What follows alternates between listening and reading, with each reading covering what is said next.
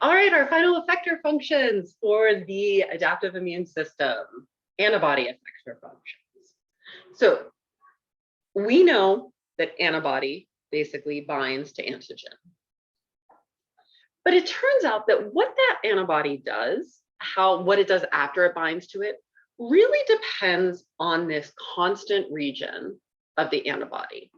And I've been thinking about this and how to explain it. And I think that the easiest way to explain it would be to say, it's kind of like these three things. All of them are pokey and all of them poke into food. But I have here a toothpick, and I'm going to use that for something very different than a full skewer. And I'm going to use that very different than a temperature probe. So yes, they can all poke into things, but it depends what's on the other end, basically how it's going to function. Go back to sharing screen. So we should say we are going to talk about only 4 of the 5 antibodies. There is also IgD, but IgD is never secreted. It's sort of its own thing. So we already have enough to remember. Let's just focus on the main 4. IgG, IgM, IgA, and IgE. And remember, IgM does not require T cell help. IgM can be made directly by marginal zone B cells without any extra permissions. I mean, it does need those layers. It needs to bind antigen. It needs to either cross-link or get a secondary signal through the PAMPs and DAMPs, but it doesn't need T cells. It doesn't need to go through anything wild like that. And now there are some things that all of these antibodies can do. The main thing that all antibodies can do is complement activation. This will happen in slightly different ways depending on what type of antibody it is, IgM, IgA, IgG, IgE, but essentially they will all activate complement. This is the classical pathway.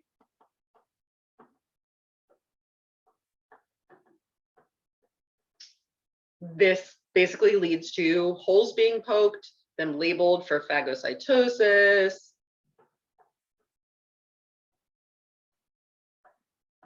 all of that happening. So all antibodies can stick to their targets and induce complement activation. The other thing that all antibodies can do is just neutralize whatever's there. I think of this as basically like throwing a blanket over something. You know, if I stick something to my key over the front of my key, I can't use that key to open the lock anymore. And that will basically be enough to basically stop viruses from potentially entering cells, to block toxins from getting in. It may also just kind of, if you can imagine a little bacteria here that's just like covered with antibodies, that bacteria isn't going to be able to like move around much or even get much food or do much of anything. So neutralization is just a fancy way of saying covering it so that it basically is blanketed and doesn't work anymore. So those are what IgM. Now, the others, IgA, IgE, and IgG, are going to have specialized functions. Because remember, follicular B cells don't just have a primary and secondary signal. Their primary signal is binding. Their secondary signal, though, is that initial CD4 interaction. And that initial CD4 interaction will say, the B cell will basically say, hey, I just picked up some of my antigen, hold it up. The CD4 cell will say, hey, I recognize what's on your MHC class 2. Go do an affinity. Wow, I said that earlier wrong too. Affinity maturation. And then they go through this whole thing. They're competing. They're saying who can grab the antigen best off of the follicular dendritic cell. If they win, they get to interact with a whole other type of T cell known as a T follicular helper cell. We're not going to go into that though. And only the best then get to move on to make antibodies. And they are going to basically have been told from that initial CD4 interaction what type of antibody they were going to be allowed to make. So this tertiary signal, the winners from affinity maturation get cytokines from the CD4 cells. Again, we're just going to call them CD4 cells. that induce isotype switching. And isotype switching is just basically swapping out the bottom. I should have brought my fancier temperature probe. I can pull off temperature probes and put on different things. I've gotten into smoking. Yes, I'm like a bro duder, but it's really fun. So I have fancy temperature probes.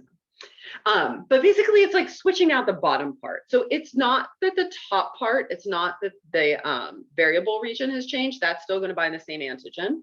It's that we've swapped out this bottom part at the end so that the antibody can do different things. Now, once a B cell swaps, it can't go back.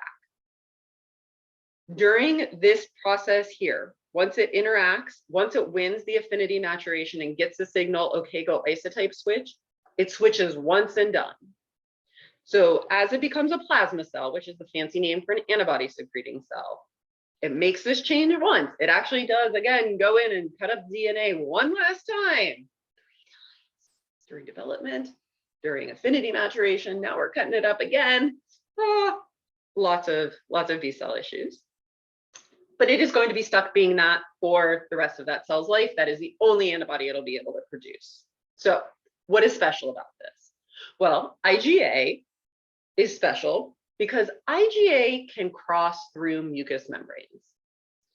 It can go into our stomachs, it can leak out into our nose, and most importantly, we think of it in the digestive system. It can get into our gut. IgA is going to be super important for making antibodies that can actually fight off food before it even gets into it, or fight off bacteria that we inhale or ingested before it gets into us. So when we think IgA, we think it has a special way of getting through. And again, it has to do with like what is at the bottom of an antibody that'll allow it to come and be secreted into the digestive system. IgE is going to play an important role in those Th2 responses. If you remember, Th2 equals parasites, helminths. I think we just called them all parasites, bigger things that we're trying to flush out. So IgE is going to actually work with mast cells and eosinophils to activate them.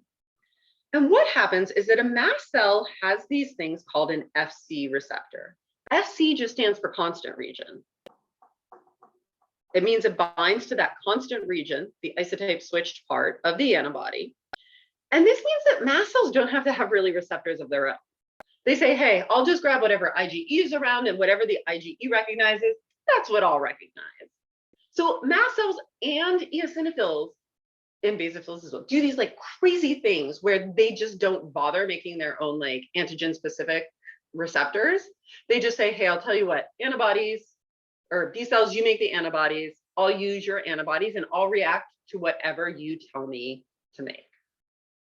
Now we know that whatever IgE antibodies recognize, it's gone through some pretty selective processes.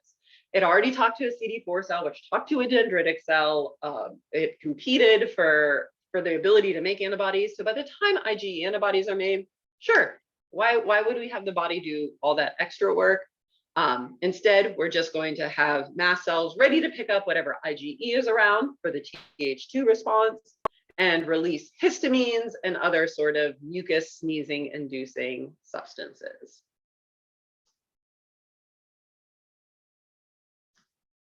IgE or IgG, this is going to be more of our Th1, and I would say Th17.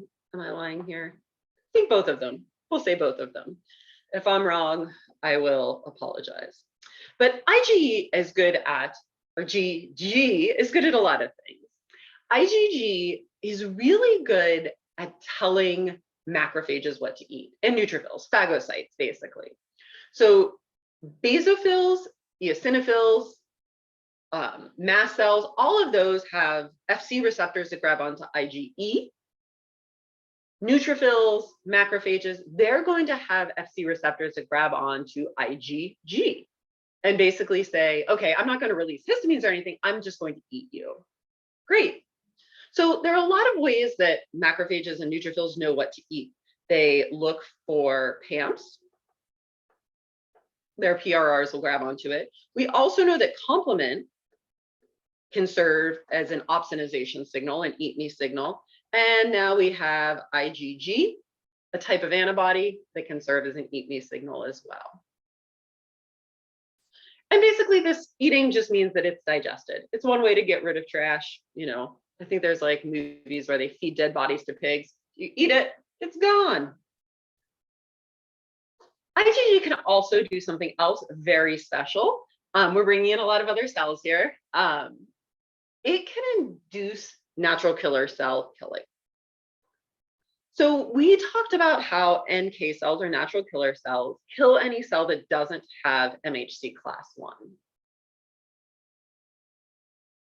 Natural killer cells will also do something called ADCC. I'm sorry, I should have written that out. Antibody dependent cell cytotoxicity. It's basically killing a cell because there are IgG antibodies stuck to it. So if we had a bacteria that had a bunch of IgG stuck to it, the natural killer cell would say, ooh, hey, I have these Fc receptors for IgG. I don't eat things, but I kill things. I'll kill this. Not bad. And IgG is particularly special. We talked about IgA getting into the digestive system. IgG and only into the digestive system and some of the other mucus cavities. IgG is going to be the only antibody that can cross the placental barrier. So IgG is going to be super important for babies. It's going to be the only ones that they have gotten from their mother. Now, they're going to get more antibodies potentially through breastfeeding, and we'll get to that later, but IgG is the only one that they get in utero.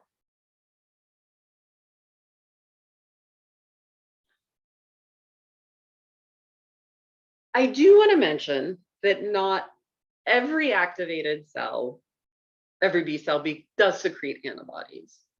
Some will become what we call memory cells. And basically memory cells are cells that say, I'm not going to make antibody now, but I'm going to wait my turn. Yes, I have gone through all of the selection pressures. I have, competed for affinity maturation. I won, but I'm going to wait because those other cells may get burnout. And I don't need to go through all of this again. But the next time that I bind to something, I don't need a second or third signal. I am just going to divide. One of me is going to stay a memory cell, and one of me is going to become a plasma cell that secretes antibody. But they do this after they have isotype switched. So because they're not going to talk to CD4 cells anymore. So these are all of the things that antibodies can do. So all can neutralize.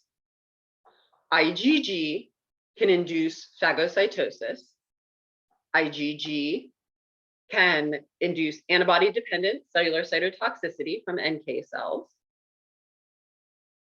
All can induce complement.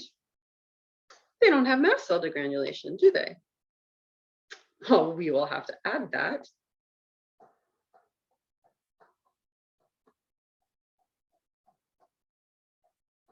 That is your IgE.